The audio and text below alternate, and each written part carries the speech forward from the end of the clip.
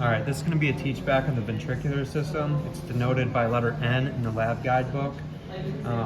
We're going to start with the lateral ventricles. That can be seen right here.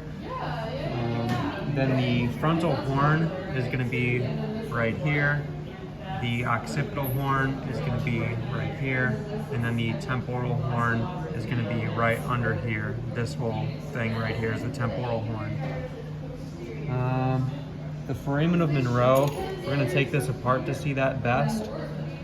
So the foramen of Monroe is kind of where this anterior horn of the lateral ventricle dumps into the third ventricle. So this is the foramen of Monroe right there.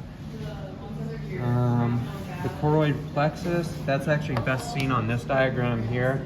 So that's represented by the blue region. That's going to be responsible for the production of about 95% of the cerebrospinal fluid. Okay, and then right here is our third ventricle, that whole region there. And then just inferior to the third ventricle, we have our cerebral aqueduct, which leads into the fourth ventricle.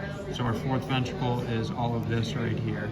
Let me move my hand out of the way. So that's the fourth ventricle there.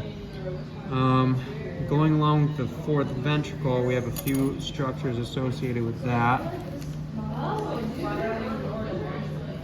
So we have our lateral aperture of the fourth ventricle, and then the median aperture is right here.